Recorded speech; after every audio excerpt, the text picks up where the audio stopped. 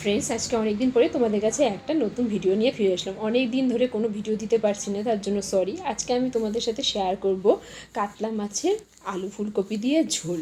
তো চলো শুরু করা যাক। এখানে ফুলকপিগুলো ভাপিয়ে রেখে দেওয়া হয়েছে, এখানে আলুগুলো কেটে রাখা হয়েছে, এদিকে মাছ ভাজতে শুরু করে দেওয়া হয়েছে। কাতলা মাছগুলো ভালো করে ভেজে নিচ্ছে। একটা কথাই আছে, মাছে ভাতে বাঙালি, তার জন্য আজকে ভাবলাম মাছের ঝোলের রেসিপি তোমাদের সাথে শেয়ার করবো। আর শীতের দিনে নতুন আলু আর ফুলকপি দিয়ে কাতলা মাছের ঝোল বা রুই মাছের ঝোল যেটাই বলো সেটাই দুর্দান্ত লাগে। মাছগুলো এদিকে ভাজা হয়ে যাওয়ার পর ওই কড়াইয়ের তেলের মধ্যেই একটা তেজপাতা সোমবারা দিয়ে দিল। তেজপাতাটা একটু ভাজা ভাজা হয়ে যাওয়ার পর এর মধ্যে দিয়ে দিচ্ছে গোটা জিরা সোমবারা দিয়ে এর মধ্যে এখন দিয়ে দেওয়া হবে ফুলকপিগুলো একটু ভাজা ভাজা হতে হতে ওদিকে আমরা মশলা করে নিচ্ছি। মশলা মাই করছিল আর এদিকে ভাতও বসিয়ে দিয়েছে। মশলার মধ্যে দেওয়া হচ্ছে আদা, জিরা, পেঁয়াজ, কাঁচা লঙ্কা আর টমেটো, সবগুলোকে ভালো করে বেটে নিয়ে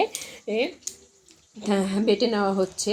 আমরা এখানে ধনে দেই না, ধনে পাতা আমরা দিয়েছিলাম লাস্টে। এখানে মশলা রেডি হয়ে গেছে আর ততক্ষণে আমাদের ফুলকপিগুলো ভাজা হয়েছে। মশলার মধ্যে একটু হলুদ গুঁড়ো এখানে মিশিয়ে দেওয়া হয়েছে একসাথে। ফুলকপিগুলো ভাজা হয়ে যাওয়ার পর এখানে আলুগুলো দিয়ে আরও কিছুক্ষণ সময় ধরে ভালো করে ভেজে নেওয়া হলো।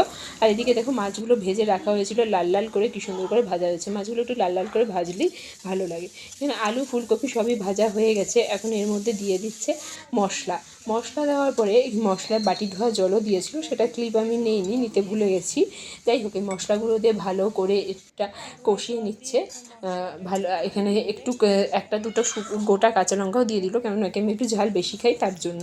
তারপর এখানে বাটি ধোয়া জল দিয়ে দিয়েছে, বুঝতেই পারছো, তার জন্য একটু জল।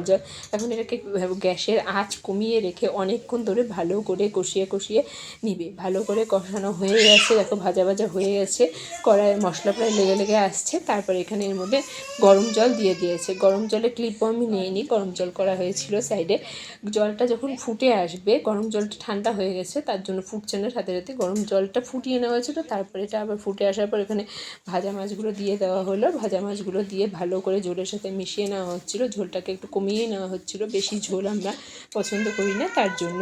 এটা ঝোলটা, এই মাছের ঝোল গরম গরম ভাতের সাথে পরিবেশন করলে শীতের দিনে আর কিছু লাগে না। তো আমাদের কেমন লাগলো সবাই জানাবে। ভিডিওটা ভালো লাগলে লাইক করবেন, সাবস্ক্রাইব করবেন, পাশে থাকবেন। বাই।